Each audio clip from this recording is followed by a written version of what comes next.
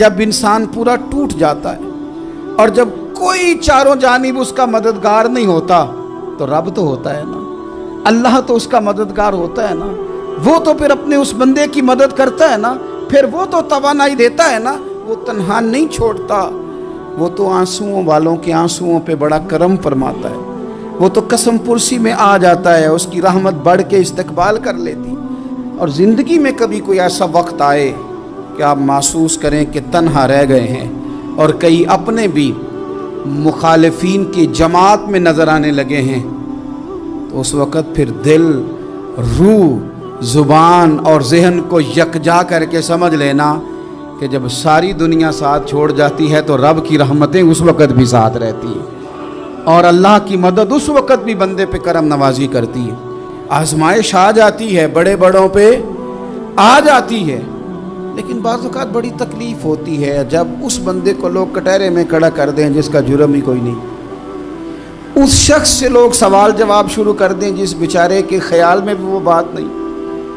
پھر وہاں وضاحتیں دینا، نہ کردہ گناہوں کی وضاحتیں دینا، یہ بڑا بوجھ بنتا ہے، بڑی تکلیف ہوتی ہے، اور لوگ کرتے ہیں یہ کام۔ پھر اللہ تعالیٰ جب بندوبست فرمائے، صحیح بخاری میں حضرت جریج کا ذکر فرمایا، جریج نفل پڑھ رہے تھے، ماں نے آواز دی، وہ آ نہیں سکے، نماز میں تھے، ماں ناراض ہو گئی، اس نے ہاتھ اٹھا کے کہا اللہ یہ اتنی دیر تک مرے نہ جب تک کسی بری عورت کا منہ نہ دیکھ لے۔ کسی اور کی دعا کے لیے سند نہیں ہے کہ وہ تیرے حق میں ضرور قبول ہوگی، لیکن ماں باپ کی دعا کے لیے میرے نبی پاک نے سند بیان کی ہے۔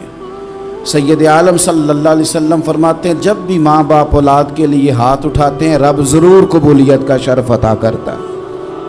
تو جہاں سند موجود ہے نا، کچھ افتتاح ابا جی سے بھی کرا لینے چاہیے، کچھ کام شروع کرنے سے پہلے صرف اماں سے ہی دعا کرا لینی چاہیے، یہ والا افتتاح بھی بڑے کام کا ہے کیونکہ یہاں سند بیان کر دیا میرے نبی کریم۔ تو جناب جریج کی ماں ناراض ہو گئی، کہنے لگی اللہ اس نے میری بات نہیں سنی، اب تھے تو وہ نیک، لیکن رب کریم کی حکمت کا تقاضا ہے، ماں کی دعا کو بھی قبول کرنا تھا، اللہ نے آزمائش میں مبتلا کر دیا۔ والدہ تو چلی گئیں، وہ ایک خیمے میں، ایک کٹیا میں، ایک جھونپڑی میں عبادت کرتے تھے، اللہ کو یاد کرتے تھے، رب رب کرتے تھے، اور لوگ ان کی بڑی تعریف بھی کرتے تھے، لوگ ان کے ارادت مند بھی تھے، عقیدت مند بھی تھے، اہل محبت بھی تھے۔ ایک عورت آ گئی، بس وہ اللہ کی حکمت پوری ہونی تھی، اس نے آ کے پہلے تو انہیں اپنی طرف مائل کرنا چاہا، جب نہ مائل ہوئے تو الزام لگا دیا۔ یہ ہمارے دور کا تقاضا ہے، لوگ پہلے آپ کو اپنے حق میں قائل کرتے ہیں، اپنی فرما برداری میں لانا چاہتے ہیں، اگر آپ نہیں آتے تو پھر وہ آپ کو مجرم قرار دے دیتے ہیں، یا میرے ساتھ چل ورنہ پھر میں تیرے خلاف پراپوگنڈا کروں گا۔ دو ہی باتیں، پہلے اس نے قائل کیا، جب جناب جنید قائل نہ ہوئے تو اس نے قریب ایک چرواہا تھا، اس چرواہے کے ساتھ جا کے منہ کالا کیا، مقررہ وقت پہ بچہ پیدا ہو گیا، لوگوں نے کہا کس کا ہے، کہنے لگی اس خانقاہ میں، اس حجرے میں عبادت کرنے والے کا ہے۔ اگر کسی دیندار پر ذرا سا بھی الزام لگ جائے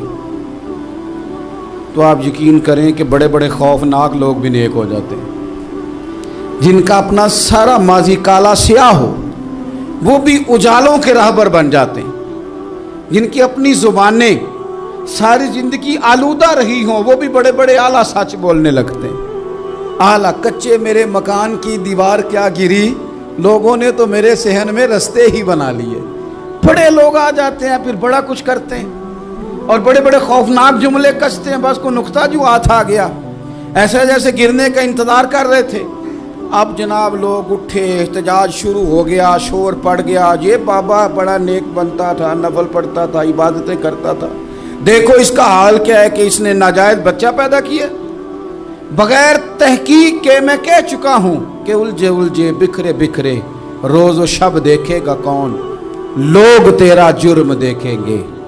سبب دیکھے گا کون، لوگ تیرا جرم دیکھیں گے، سبب کوئی غور نہیں کرتا کہ وجہ کیا تھی۔ او بھائی کچھ تو مجبوریاں رہی ہوں گی، یوں ہی کوئی بے وفا نہیں ہوتا۔ الزام لگا دیا، شور ہوا، احتجاج ہوا، دنیا اکٹھی ہوئی، ان کا انہوں نے حجرہ گرا دیا، مارا بھی، پیٹا بھی، ایک نیک آدمی کو بدنام بھی کیا، برا بھلا بھی کہا، گالیاں بھی دیں، جو کر سکتے تھے کیا۔ اب جب سزا دینے لگے نا تو جناب جریج کہنے لگے تھوڑی سی اجازت دیتے ہو،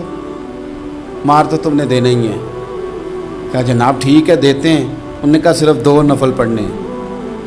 اب وہ نفل پڑھ رہے تھے تو لوگ اس وقت بھی کہہ رہے تھے فراڈ ہی کر رہا ہے، دھوکہ ہی دے رہا ہے، چونکہ ذہن بن گیا نا، بدگمانی آ گئی۔ انہوں نے 2 نفل پڑھ کے ہاتھ اٹھائے، کہا اللہ جانا تو میں نے ہے، پر اس رسوائی کے ساتھ جنازے تک نہیں خراب ہو جاتے، قبریں تک نہیں لوگ بدنام کر دیتے۔ کہا اللہ جانا تو ہے، پھر اس رسوائی کے ساتھ تو میری مدد فرما، اب تو میرا کیس تیری ہی عدالت میں ہے، تو رحمت کا دروازہ کھول۔ ہاتھ اٹھائے، دعا مانگی، نفل پڑھے، پورے مجمع پہ نظر دوڑائی،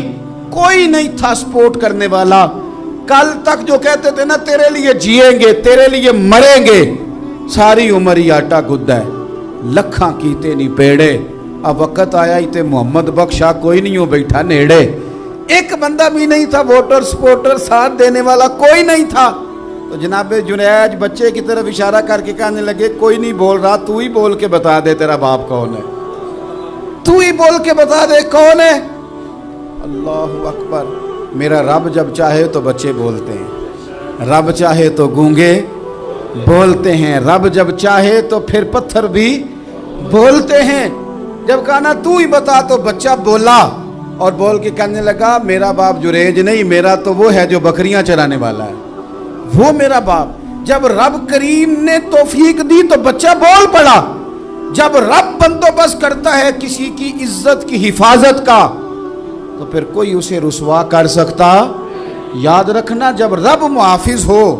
تو پھر لوگوں کا پراپوگنڈا وہاں کچھ کر سکتا؟ لوگ کئی دفعہ بڑا گہرا جال بنتے ہیں، سازش کا رنگ بڑا گہرا ہوتا ہے، عام سادے آدمی اس کو سمجھ نہیں پاتے، اس پراپوگنڈے کا حصہ ہو جاتے ہیں، انہیں پتہ ہی نہیں چلتا یہ بات دراصل کیا کی جا